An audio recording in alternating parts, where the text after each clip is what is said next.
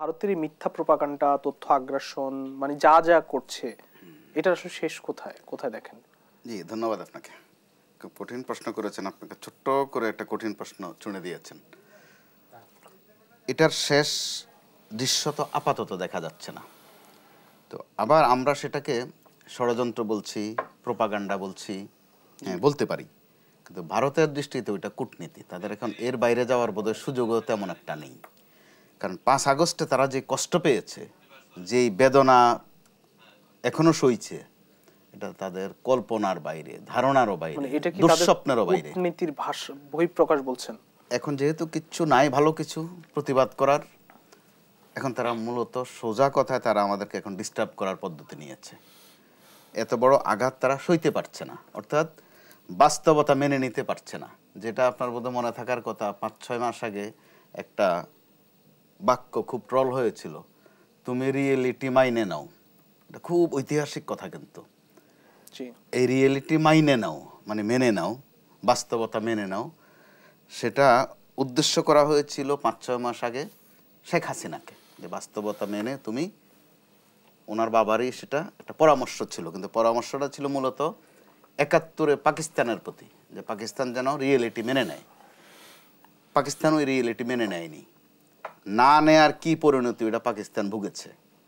আবার আমাদের মুক্তিযুদ্ধে যারা সহায়তা করেছে, সহযোগিতা দিয়েছে ভারত, তারাও এখনকার রিয়েলিটি মেনে নিতে পারছে না, বাংলাদেশকে তারা সহ্য করতে পারছে না। অর্থাৎ নতুন বাংলাদেশের যে চিত্র, যে আবহ, এটা তারা মেনে নিতে পারছে না। একইভাবে তাদের জন্য আমাদের বলতে হবে, দিল্লি তুমি ঢাকার রিয়েলিটি মাইনে নাও। আমাদের প্রধান উপদেষ্টা শপথ নেয়ার ২ দিন আগেই কিন্তু ভারতকে ওই বিষয়টা বলেছেন। শপথ নেওয়ার পর ভারতের প্রধানমন্ত্রীকে দাওয়াতও দিয়েছেন, এবং দাওয়াতের ভাষা ছিল যে দ্রুত আসেন বাংলাদেশের পরিস্থিতি দেখতে, নতুন বাংলাদেশ দেখতে, নইলে আপনি মিস করবেন।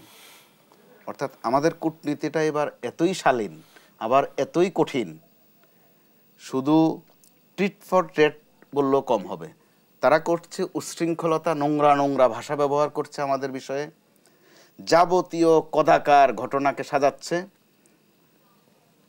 ছবি ছেড়েছে যে গরুকে মারা হচ্ছে, এটার নাম গোমাতা, যে বাঙালি এত খারাপ বাংলাদেশের মানুষ ভারতের গোমাতাকে মারছে। আবার আমাদের পর্যটকদেরও হেনস্থা করা হচ্ছে। এটা ভারতীয় একটা ছবির একটা ফুটেজ, মোটেই বাংলাদেশের ঘটনা না। আবার কিছুদিন দেখা গেল যে ট্রাম্পের সমর্থকদেরকে আমরা খুব পিটাচ্ছি। এটা উদ্দেশ্য, এটা ভারতের তৈরি করা, যুক্তরাষ্ট্রকে বুঝানো, অর্থাৎ যুক্তরাষ্ট্রের ভবিষ্যৎ প্রধান রাষ্ট্রপতিকে খেপানো বা চটানো। একটা বিবৃতি পর্যন্ত আদায় করা হয়েছিল, এটা তাদের দুষ্টামির একটা অংশ ছিল। অর্থাৎ নাছাড় বান্দা যেটাকে বলে, ওই রকমের ভারত এখন নিয়েছে। মানে ভারত কি আসলে রিয়েলিটি বুঝতে পারছে না? এখনো বুঝতে পারছে না। তারা নতুন বাংলাদেশ, এই বাংলাদেশ যে শেখ হাসিনা যুক্ত বাংলাদেশ নয়, শেখ হাসিনা যুক্ত বাংলাদেশ আর শেখ হাসিনা মুক্ত বাংলাদেশে যে আকাশ পাতাল তফাৎ, ওইটা তারা এখনো উপলব্ধি করছে না, অথবা উপলব্ধি করে থাকতেও পারে। সেটার প্রকাশ ঘটাচ্ছে বিকৃতভাবে। আমাদের সাবেক সেনা পরিবারের সদস্যরা বা সেনা কর্মকর্তা, সেনার সদস্যরা একটা বিক্ষোভ করেছে, সেটাকে বিকৃতভাবে ট্রল করে কিন্তু প্রচার করা হচ্ছে। সাবেক পুলিশের সদস্যরাও কিন্তু এরই মধ্যে পদযাত্রা বা একটা প্রতিক্রিয়া দিয়েছে, সেটাকেও বিকৃতভাবে তারা ব্যাখ্যা করছে। এর মধ্য দিয়ে যেটা হয়, আমাদের এখানে সম্ভবত ৯১ সালে নির্বাচনে হারার পর শেখ হাসিনা বলেছিলেন যে একদিনও শান্তিতে থাকতে দেব না, সেটা উদ্দেশ্য করে বলেছিলেন মূলত বিএনপিরে। এবার হয়ে থাকতে পারে ভারতে এরকম কোনো সিদ্ধান্ত নিয়েছে যে ইউনূস সরকারকে বা বাংলাদেশকে একদিনও শান্তিতে থাকতে দেবে না। এটা কিন্তু একদম পরিষ্কার। নইলে কোন পর্যায়ে গেলে বলে যে পেঁয়াজ আটকে দেব, কোন পর্যায়ে গেলে বলে যে তোমাদেরকে খেতে দেবো না, হোটেল বন্ধ করে দিয়েছে, কোন পর্যায়ে গেলে বলে যে চিকিৎসা নিতে দেবো না, ওখানে হাসপাতাল বন্ধ করে দিয়েছে। লাভ ক্ষতিকার আসলে যোগ করলে শেষ পর্যন্ত লাভ বোধহয় বাংলাদেশেরই হচ্ছে বা এরই মধ্যে হয়ে গেছে।